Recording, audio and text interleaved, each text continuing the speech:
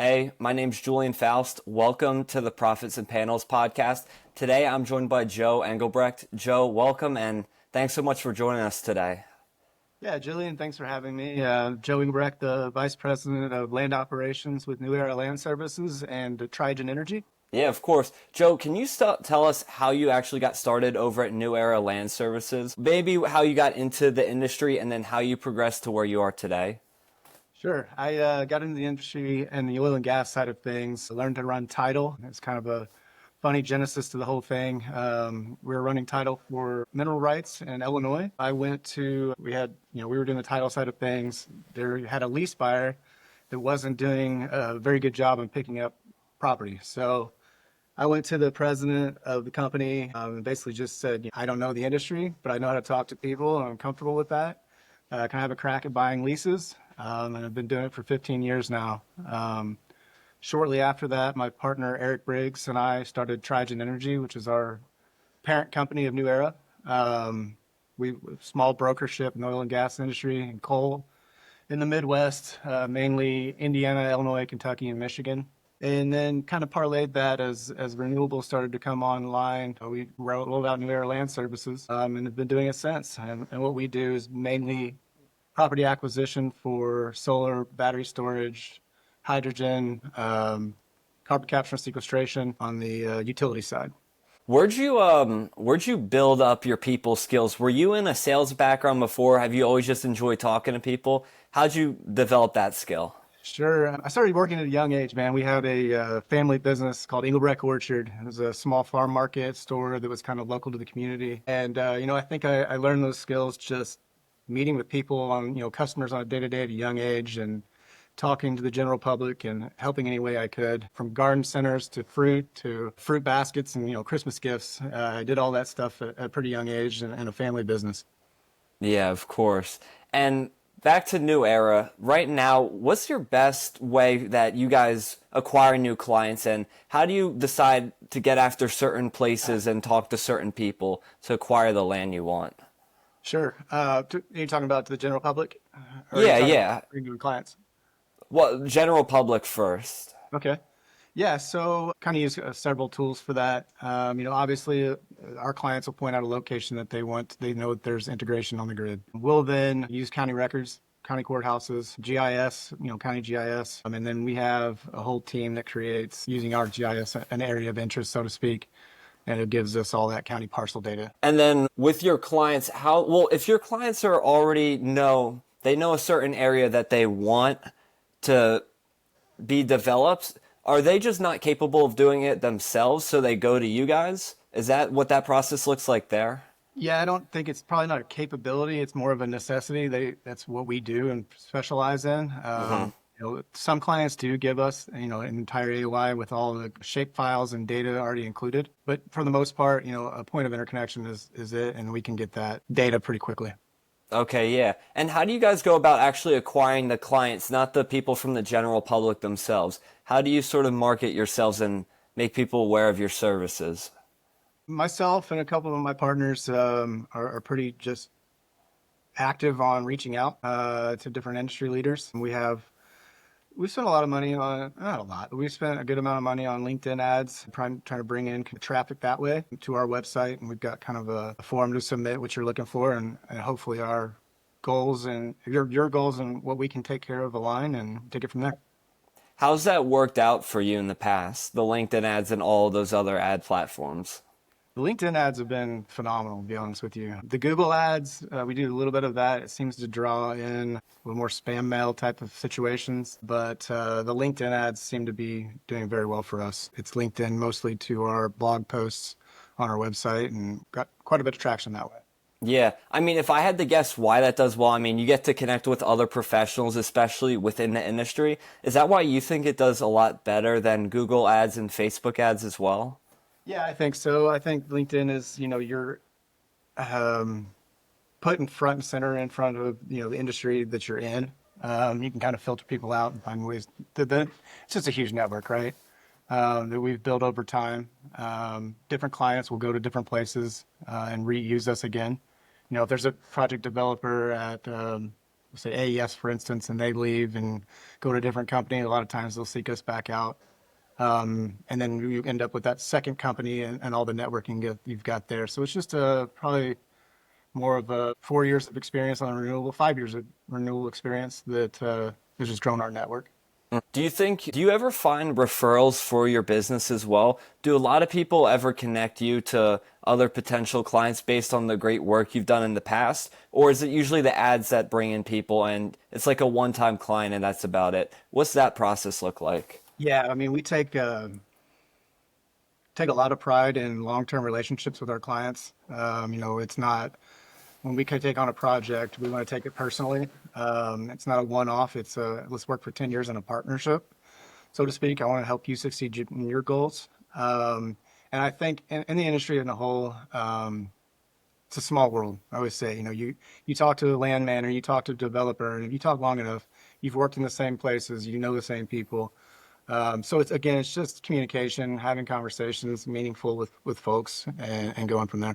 Yeah, and because you're very selective about building those relationships and you want those partnerships over time, are you guys selective as well about who you partner with are you selective about who you partner with because for the long run you want to build those relationships versus maybe just having a one-time person and that won't be as valuable spending all your time there?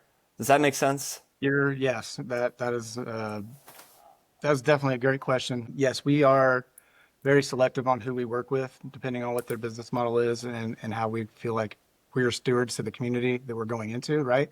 Uh-huh. It's very common. Gosh, like a month ago, I got a phone call from somebody at least 5 years ago and kind of, by attrition, just kind of forgot who it was. I had to think about it. As a company, we don't even service anymore, but I was able to get them hooked back up with the right people. So yeah, it's you're attached, your reputation's attached, and I think that goes a long way. Yeah, I mean, I haven't been in business long enough to deal with that, but I just hear people saying past clients come back after like 5, 10 years because you do such a great job with them. So, I mean, I guess that's the importance of it right there. Yeah, it's always cool whenever you get, you've worked with somebody for a couple years and then a couple years you haven't, and they landed in a new spot, and their supervisor calls you because they were so happy with the work you did in the past. So that always makes me feel good. That's an award that I get. Yeah, definitely.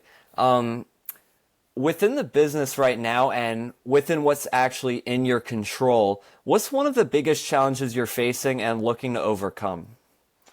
I think in the industry as a whole right now, it's very politically charged sometimes. Hopefully everything comes out responsibly here with the big beautiful bill, I think it's called, Yeah. being passed.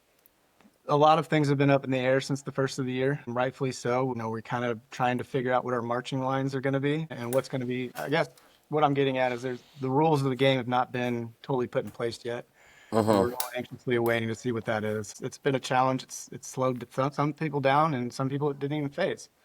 So depending on the client and their business model, it's just it'll be an interesting bill when it does finally get rolled out and see how the field is leveled anyway. Yeah, so many people in development and solar right now I've been talking to. I mean, first it was the tariffs, but now it's this bill that's coming out with the tax credits and everything else that's in it. It's just causing a lot of chaos for the industry in general. So a lot of people are trying to stay on top of it, it seems like. Yeah, it's let the dust settle. I hope that there's not a big knee-jerk reaction to anything. But we'll see. I'm kind of excited, and I've talked to a lot of people in the industry that are, they don't really feel one way or the other about it. It's just, can we get the rules of the game, please? So to speak. Like, Yeah. what are we dealing with, and not just the speculation of what's going to pass. When you're saying speculation, though, are you just, it's kind of, is it at like a standstill for you right now for what direction you might want to take because you don't know if the bill is going to be passed or isn't going to be passed? Can you elaborate more on the speculative side of Yeah, things? so all of these projects are heavily financed, right? And a lot of companies have put a lot of emphasis on the ITC tax credits, and it'll be interesting to see what projects stay alive and what get put on hold Hmm. because of that. And whose business model is stronger than the others because of it. That's going to be very interesting, especially coming from the land side, right? We've got multiple clients, and everybody does things a little differently. So it'll be very interesting. Got it. Yeah. And right now, day to day, well, first of all, last time we spoke, I know that you guys are trying to implement and are implementing a bit of AI into the business. What have you guys done with that so far? How's that been helping you? I'll tell you, I'm probably the one that uses it the least, just because I'm old school a little bit. But I have started using it just to almost fact check what I'm saying, speed up my processes. That's probably the biggest part I use it. My partner Eric, I mentioned earlier, is really working on the technical side of where to implement AI in our projects. What so what repetitive task do you deal with at the moment that you think could potentially, actually not even what you think could be potentially delegated, but what do you repeat over and over again that you wish you could delegate elsewhere? Moving into the permitting side of things and when on the siting stuff, I have used AI for that. It does pull the information very quickly. It saves me a lot of time sifting through county websites and state and EPA regulations. It all kind of brings it in one place. I can get a broader view of it very quickly when trying to learn, from state to state. They're all very different, right?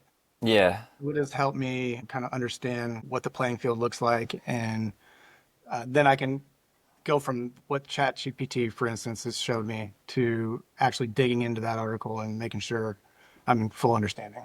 Yeah. What about generating leads? Because I know you were talking about on LinkedIn, you use that a lot for outreach. That I'm guessing that's for just besides ads. You direct message people as well a little bit.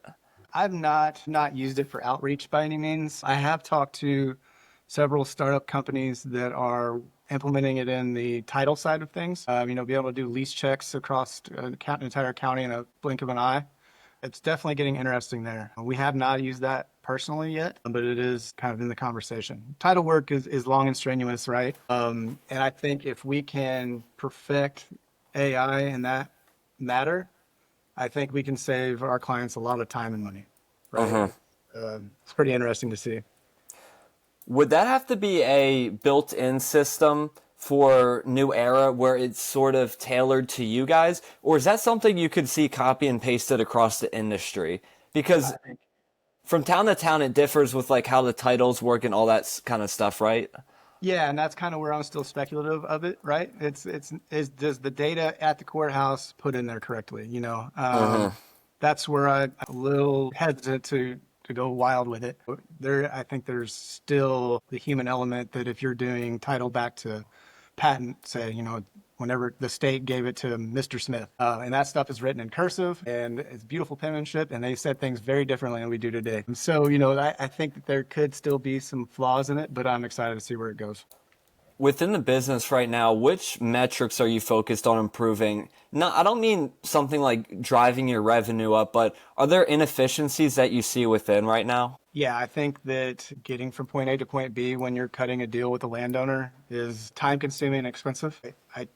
There's always the question of how fast can you get this project done? We want 100 megawatts in Warwick County, Indiana. And it's always an unknown thing, right? So I think if clarifying communication with myself and my land agents, and getting a no is part of maybe my favorite thing. Because at least when I get a no, I can ask why, right?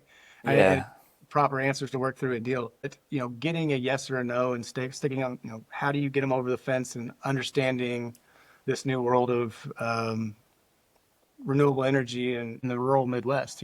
It's a lot of generational farms, and I think it's a lack of education or the wrong sources being cited. If you're a landowner and you go Google, pros and cons of solar, depending on what your algorithm is or what your political aisle, I think, is anymore, you're going to get what they want you to get, right? And sometimes it's so polarizing one way or the other, and bringing it back to, look, we're trying to produce renewable, cheap energy without having to build an entire power plant, right? That's my biggest struggle anyway, is the education and facts checking, I guess, in the industry. Yeah, and you were saying before, like going from point A to point B, and that seemed like in the sales process you're talking about, right? Yeah, and the pitch, and acquiring land, right? It's you might get one guy that's on board right away, and then you wait, you work, five other people for 10 months maybe. It just gets extenuating. It gets expensive, and it gets expensive on the client, right? Like, it's gives us pressure to get something done, and there's always a budget. I mean, we're in this business to make money, right? It is what it is, and the bottom line is kind of the yay or nay of a project's going to go sometimes. Within those sales cycles, do you see the same things being repeated over and over again, like the processes? Because let's say you were to build like a follow-up process that just makes it more automated for you guys. Would you be able to do that? Like send messages at X point in the sales process, do this at Y point in the sales process. Is that a possibility there, or is it too depends on the situation kind of thing? Yeah, I mean, on our side, it's very personal. It's person to person information. I do think there's a process there for the developer that, you've got a minimum 5-year option on these deals, right? And you've got 30 stakeholders in a solar facility.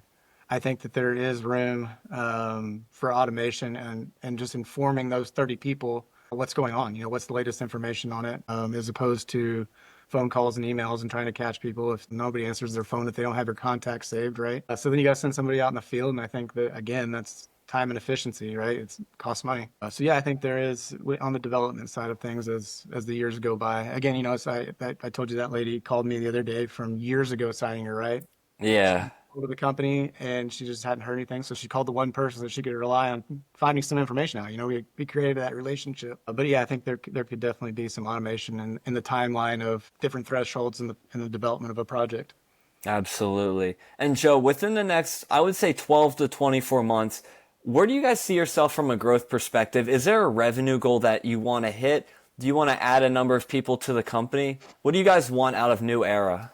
I think myself and my partners we're all a very good mesh of each other. Nobody kind of thinks the same way. My look personally, we have doubled, if not tripled, over the last 4 years. And we've kind of gotten to a point where our specialty, which is making a project personal, having one of the 4 principal owners of this company being ahead of the project and seeing it through to success, started to take a little bit of a shot.